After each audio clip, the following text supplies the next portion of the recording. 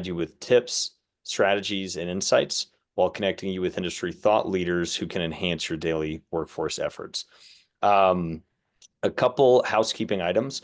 We will be keeping people on mute during the call to hopefully avoid any embarrassing moments. However, we do encourage asking questions in the chat. And Ebony, thank you for calling that out so the chat works. We'll keep an eye on those questions and we'll answer them at the end of the call or just throughout the webinar. So our guest speaker today is Dr. Eric Dunker. Eric is the Chief Growth Officer and Founding Executive Director for the National Center for the Apprenticeship Degree, also known as NCAD. In his current role, Eric and his team work with state systems, post-secondary, and employer organizations across the country on how to best stand up apprenticeship degree programs. Eric has over 20 years of experience, and he's raised over $35 million in grants and philanthropy. He's led workforce programs, including being a former VP of Workforce Development at Arapahoe Community College, which is right down the street from me here in Littleton, Colorado, and a regional director for outreach and engagement at Oregon State University. From Workforce Connect, our founder and chief experience officer, Marty Lessman, will be moderating the discussion. Marty is a lifelong educator with 20 years of classroom experience as a high school math teacher, CTE director, and ultimately as the leader of Workforce Strategy Group, where he supported community colleges by standing up hybrid and online workforce programs. So that's the lineup today.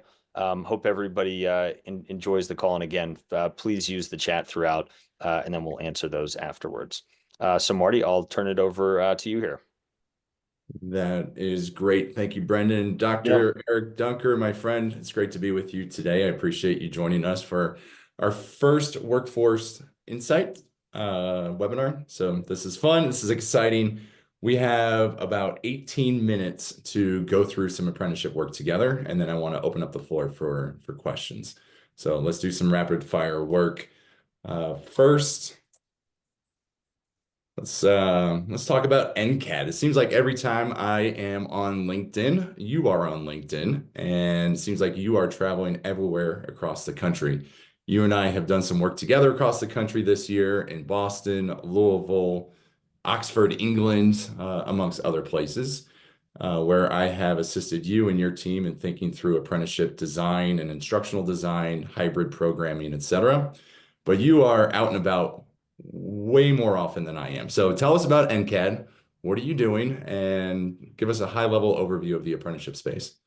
Thank you, Marty and team. So yeah, Brendan explained a little bit about the high level of NCAD. Our theory of action is we believe our country can get to 3 million enrollments for apprenticeship degrees by 2035. That would represent about 15% of all higher ed degrees conferred. It's a big number. Why do we think that? We're at this intersection of, severe workforce shortages in several key areas like technology, teaching, behavioral health, allied health, most of which require some sort of post-secondary credential to advance in your career. At the same time, we're over $2 trillion student loan debt in this country. Most people who start college do not finish. We're not trying to say, let's change the 20% of America where higher ed is serving them well, right? They graduate from a good institution into a job with low debt. But for the vast majority of Americans, the current system isn't working very well for them. And so what if you took an entry-level working learner at a certified nursing assistant level or a teacher, a para-pro teacher, or a behavioral health tech, and you allow them to keep working, and you essentially paired an apprenticeship experience where they're doing some productive labor, but also learning about that next level. And then you work with higher ed to create really functional, degree design that incorporates up to 50% on-the-job learning, which is why, we work with Marty's team a lot because we're excellent at doing that. And so we are now working across the country with employers, colleges and universities, and state systems on the enabling policies to create these new models. And so this is why we're traveling so much. There's a lot of energy for this right now. Higher ed with an enrollment cliff that happened about 9 years ago is still kind of going down. Just this fall, on average, higher ed was down 6%. Um, the value proposition of higher ed is being called into question by a lot of, again, sort of the new majority of working learners. And again, businesses are struggling to find entry-level talent that they can retain and persist throughout their organization. So this is collision of need and the market demonstrating that we need these new models out there. So this is why NCAD is here to support the ecosystem to grow. And we're seeing a lot of good examples across the country. That's great. And I want to take the next 10 minutes or so to really tee up more of the NCAD work, but also help ground us in all things workforce partnerships and where apprenticeships at large fall into the continuum of workforce partnerships, all the way down to the grain of pre-apprenticeships to apprenticeships and apprenticeship degrees. And so I know you did great work while at Arapahoe Community College, standing up pre-apprenticeships and apprenticeships, and now doing the apprenticeship degree work at NCAD. So I want to focus on all three of those, and we'll certainly close it out with more information about the apprenticeship degrees with NCAD. But as you and I have worked together for 5 years or so in the workforce partnership space, I think we've learned that colleges, technical colleges, and four-year colleges and community colleges are standing up a tremendous amount of workforce programs, and it's fantastic.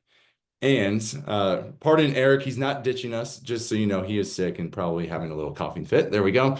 Back to live action here. In our continuum of workforce partnerships, we've learned that it's a messy space at the same time. And so as we are seeing momentum in the apprenticeship space, we have heard the calls from community colleges, technical colleges, and four-year colleges to help systematize our approach to tracking these partnerships.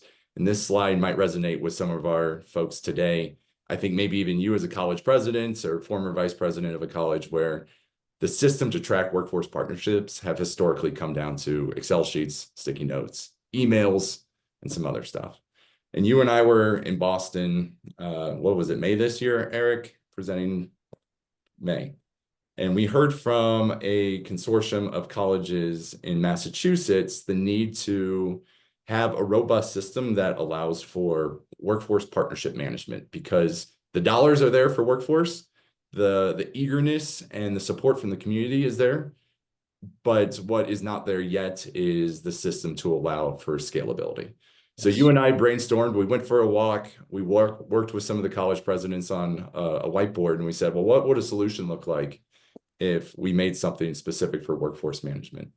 And that's where the idea of Workforce Connect came up, to create a new CRM, if you would, but we call it a workforce partnership management solution. It's a WPM that allows for very simple tracking of partnerships, task management, and dashboards and reports, so that we can start to grow, scale workforce partnerships, but also apprenticeships primarily, as we are going to focus our conversation today. So that's a little bit of background of how Eric and I have worked together to design Workforce Connect. That is a platform designed specifically for community colleges, technical colleges, and four-year colleges to help support this apprenticeship growth, internship growth, work-based learning growth, customized training growth across the industry. So let's pivot our conversation here, Eric. Would love to hear from you about the apprenticeship continuum, everything from pre-apprenticeship all the way through to the apprenticeship degree. And then I'll tee you up for all of us to learn from you on the 5 proven practices for successful apprenticeship building. So let's start with that continuum. Quickly walk us through, and then we'll do examples next, but quickly walk us through, what is a pre-apprenticeship, what is an apprenticeship, and what is the apprenticeship degree? Sure. A pre-apprenticeship is quite broad in terms of definition. It can be a paid or unpaid, essentially job shadow, internship, an intentional experience that is, before a paid full-time experience like an apprenticeship, that gets you exposure to a field like healthcare, teaching, technology. Think about if you are studying a curriculum in cybersecurity, and you have, one day a month you go to, Lockheed Martin, to learn about their systems, and they then prep you if you do well and do well in your school. then maybe you can get into their apprenticeship program. So it's any kind of activity that's happening before a registered apprenticeship pathway. Now, before a pre-apprenticeship, you have internships, job shadows. I mean, all those, like there's a spectrum of work-based learning, right? Arguably, higher ed and workforce is doing a better job on the lower end of the spectrum. So job shadow, internship, pre-apprenticeship. Here's why. One, valuable experiences. It's good for learners, it's good for your employers, but it doesn't really necessarily make you have to like modify your curriculum. You can plop in these experiences within a traditional curriculum.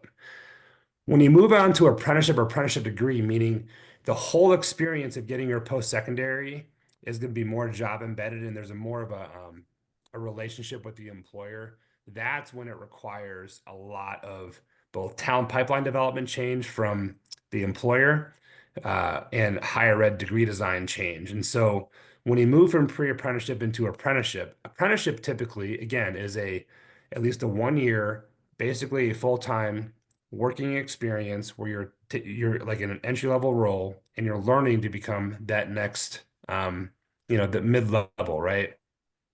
They started about 100 years ago officially in the US, even though they've been doing it for a long time with an Apprenticeship Act. And it really started in the trades. And so oftentimes the people who were like employing the apprentices were also doing their own training. But recently, and a lot of states call this new and emerging fields for apprenticeship. Um, Before higher ed, when the way you learned how to become a teacher, a doctor, a nurse, a behavioral health professional was through apprenticeship, right? Then higher ed kind of took that over, and then it became kind of 100% you go through higher ed first, and then you become the thing. But what if we took the best of apprenticeship and the best of program design, which Marty's team specializes in, and you marry the two, and then you have an apprenticeship degree. One of the challenges of this is our whole system for financial aid is predicated on education first, and then work comes next. There's a whole series of dollars that Workforce Connect now is going to be able to help higher ed with Department of Labor on how do you braid labor funding and education funding throughout an earn and learn experience to make sure that debt load is next to zero for the learner, that their employer is incentivized, and that there's a good system that is assessing competencies learned on the job and in the classroom. So an apprenticeship degree is a logical like next step for higher ed and workforce, but when you actually start unwrapping what it's going to take to get there, it can be complicated, which is why, again, organizations like Marty's and mine exist now to help higher ed and workforce partners along that way. So let's do some rapid fire here. I know this is going to be hard because these are projects that you've worked on for years. I got you. But let's do some very fast samples, right? Pre-apprenticeship. I know you worked on the Colorado Health Careers Academy. I helped you along with that as well. Yes, we did. Define this one in 30 seconds or less. Yeah, so essentially, we received a grant from a private philanthropic organization to create summer 6-week boot camps for high school students. Oftentimes, the summer melt happens. So we actually paid students $500 in their college savings account to go through an immersive 6-week experience, which is a very immersive job shadow to pre-apprenticeship program with the 3 largest health providers in Colorado. We served about 10 different high school districts, a couple thousand students, mostly students of color, the very high graduation rate. And essentially, we took them from exploring all the things health careers to self-identifying which path from surgical technician, front of the house, back of the house, they wanted to pursue. And then they kind of receive a badge and a certificate of completion. And then they're then ready to then journey on to an apprenticeship after that. Awesome. All right. So one That of was those, 30 seconds, I think. it was a little longer. So Dang we're it. a little shorter on this All one. right. One of those pre-apprentice programs was medical assisting. And you also then stood up a medical assistant apprenticeship. So help define the difference and what was that? Yeah, so in most health fields, you have to go to a classroom-based program and then get your certificate and licensure and then go into the field. And now in health apprenticeships, you can do both. You basically work a front of the house position like a medical office assistant, and then you get mentored on the job as a medical assistant. And then we, as the degree provider, would wrap around our curriculum to make it more job embedded. So you're doing some productive labor, you're learning on the job. So we basically took a 1.5 year long classroom-based program, condensed it into 6 months of an earn and learn experience. We've served now over 350 medical assistants in the Colorado region or the Colorado area with a really great success rate with major healthcare partners. It's alleviated talent shortages, and that helps create the next step for these individuals into nursing and to surgical technology. So essentially, it's a foot in the door for healthcare where you don't have to just go take on loans and go full time as a student. So essentially, it bridges that entry level position, get your foot in the door, get experience, and then you're ready to, you're working full time, you're earning a wage, and you get off access to tuition reimbursement, and then you can go on to a mid-level pathway. And it's my understanding that one of the goals of the medical assistant apprenticeship that you stood up was to almost eliminate the amount of time that students were on the Arapahoe Community College campus and put all learning either online or at the employer site. Yeah. Look, the hallmark of the European apprenticeship models is actually up to 70% of their dual systems are on the job. The competencies are created or attained on the job. So in our system, which we're not used to that, we're saying can it be up to 50%? So what you're doing is you're eliminating that classroom, that didactic seat time, and you're integrating it on the job and through very well-designed online programs to essentially, yes, make a more efficient route towards certification. Right. Great. Let's go to the extreme then. So we started with pre-apprenticeship to apprenticeship. You've teed up apprenticeship degrees a couple times here, but give us the example from Reach University of what is an apprenticeship degree. Sure. So essentially, in teaching, you can't hire a skills-based teacher. Like you have to, at every single state, you have to have a bachelor's degree at least to become a teacher, typically. And so there's a lot of paraprofessionals that are from underserved communities serving students right now. If they had a license, they could actually be leading a classroom, but they cannot afford to leave their job to go full time to a college, right? So, Reach University stood up a 100% apprenticeship-based degree, fully accredited for teaching in about 4 states, and essentially they created a para to a teacher licensure without ever having to stop out of your job. So you could work full time, go to class 2 nights a week synchronously, and then get up to 50% of your competencies assessed on the job. So Reach is serving about 2,800 students, but it's not just Reach. So 5 years ago, there were only 2 states doing teacher apprenticeships, right? Right now, there's 37, all working that are registered, working with Department of Labor. It'll be all 50 in the next couple years. So essentially, it takes a degreeable path like teacher ed, and it takes an entry level job like a paraprofessional, and it marries the two. So no more, you graduate with loan debt and you do 6 months of unpaid student teaching. It's all ingrained in a teaching apprenticeship experience. So, but the curriculum must be designed with the employer. So the competencies are the same, if not better, than a classroom-based program, but it's designs for that working learner so they can get competencies on the job. Got it. And a lot of our friends on the call and webinars today are from that community college, technical college space. Help us understand how NCAD works directly with community colleges, technical colleges to do this. So what I meant was basically, what if your job led to the degree, not the other way around? So the workplace becomes the learning place.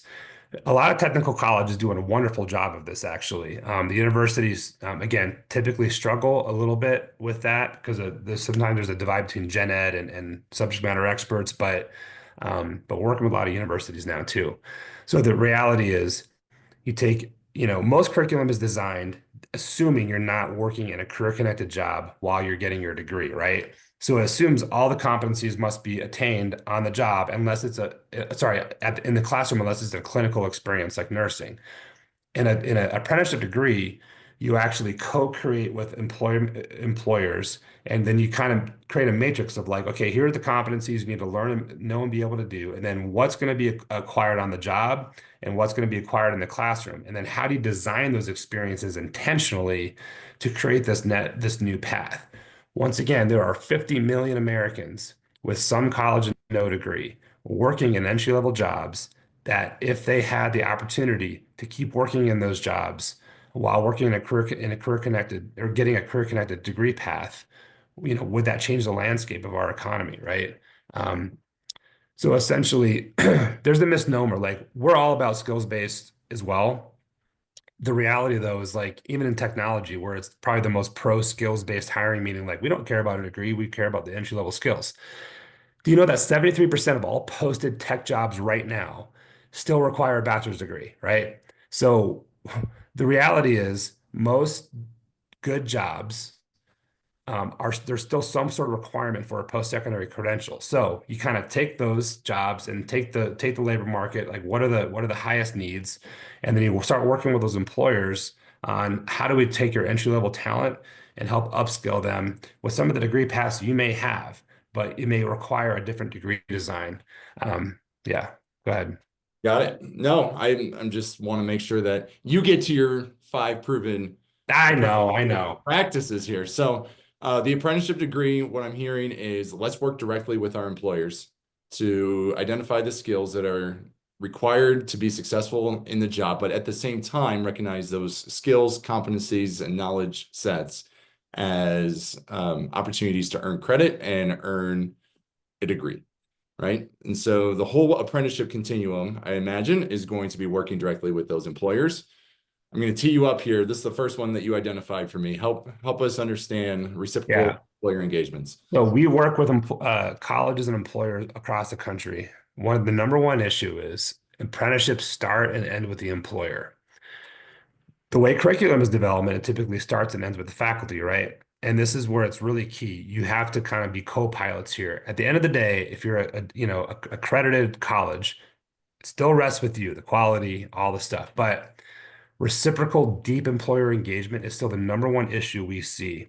There's a lot of nice relationships with employers that are sort of surface level, but a deep reciprocal relationship where you both are understanding how each other works and you're kind of evolving your like an employer, your talent development practices, and from the college, your curriculum design practices based on these needs. So number one is reciprocal employer engagement. All right. Number 2, then. So, as an RTI provider, which is related technical instruction, which is typically the college, a responsive and receptive RTI provider.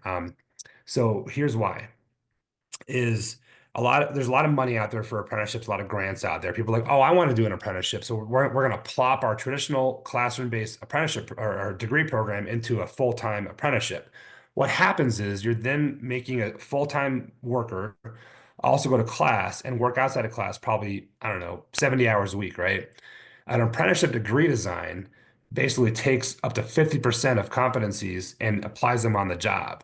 And so you're creating a more efficient path. We talk about 1 + 1 = 1. So your working path and your learning path should feel like one and the same. Right now, when you plop a traditional degree program into an apprenticeship, it's 1 + 1 = 2. So you have your work life and your education life, and they're two separate entities. This is why most working learners don't succeed to degree completion. Got it. So it's really important to understand your state's enabling policy conditions. Here's what I mean. There are many states right now, if you want to do a nurse apprenticeship, you can't because you can't get paid for clinicals, right? Or there's a certain faculty to student ratio, or you can't have anybody less than a master's degree as a faculty member for nursing.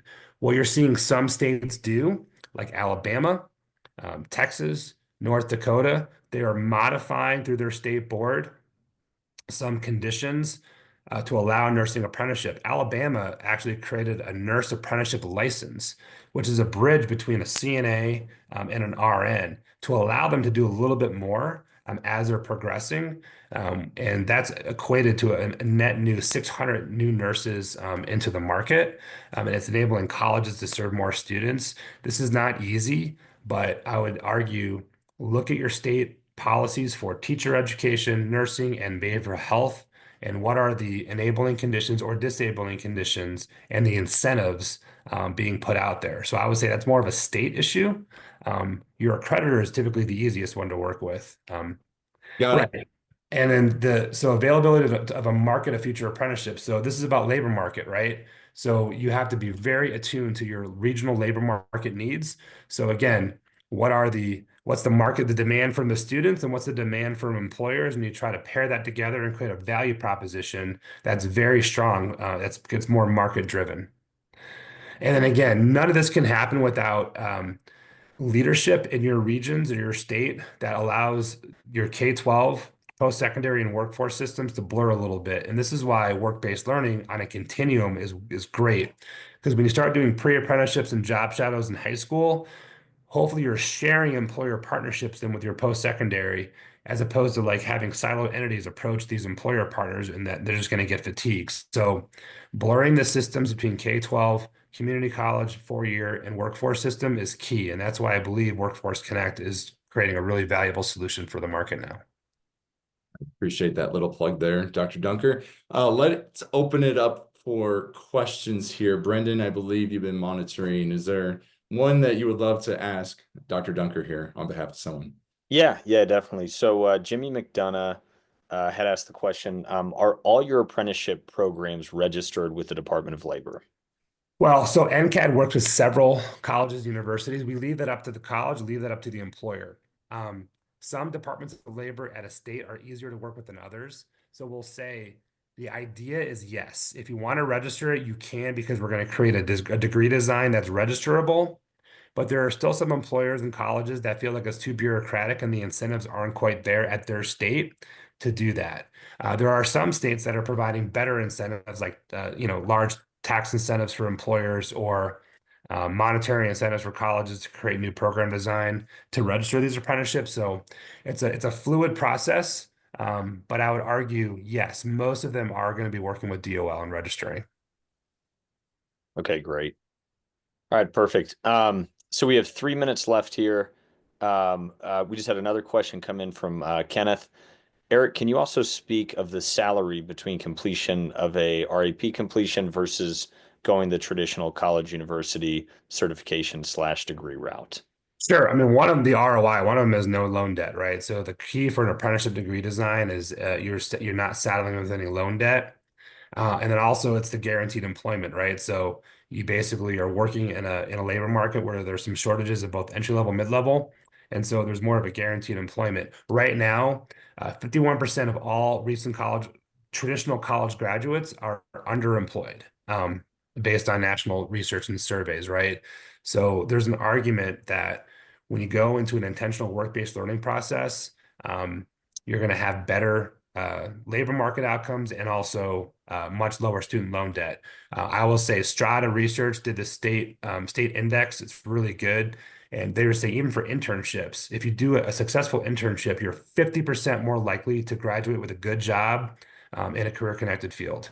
And only 30% of all college students even have an internship, right? So that's why we mean work-based learning we have a lot to grow in this country. Yep, I love it. And then time for one more question here at the top of the hour. Jimmy had another question. How have you navigated accreditors and curriculum review committees to offer credit for apprenticeships? Yeah, so I would argue the 6 regional accreditors are actually the easiest ones to work with because they want to see quality ways to do more credit for prior learning. We partner with organizations like the Competency-Based Education Network, Marty's organization, Jobs for the Future. As long as you have a quality framework, rubrics for assessing, quality on the job learning, they typically will say, great. And so Reach University is accredited by WASC, same accreditor as Stanford, and Reach is 100% apprenticeship-based university, right? So it's more of the state licensing boards, honestly, and sort of some state governance that you just got to be attuned to. And I would argue the faculty governance process, this is where universities have a hard time embedding gen eds. So this is as a community college, sometimes doing the first 2 years of an apprenticeship degree and embedding even some gen eds on the job. And then typically a university will have an easier time with their subject matter experts, like in technology or teacher ed, as opposed to them collaborating with math, English, science. So that's another sort of learning that we have, but arguably pretty supportive as long as you can do it in a very structured and, and with quality. There's not a lot of barriers. There's less than you would think. Got it. Dr. Dunker, it's been an absolute pleasure. We're at time today. I'm sure Half an others hour's tight. still might have some questions for you, so please reach out to Eric. His organization is ncad.org. I'm sure he or others would love to talk to you and support you with apprenticeships. Absolutely. Thanks for having me. Sorry, a little long-winded. It's a lot to All good. stuff. And we will send the recording out afterwards. We did get a couple questions on that, so we will send the recording when we wrap here. All right. Thank you all. Happy holidays, everyone. All right.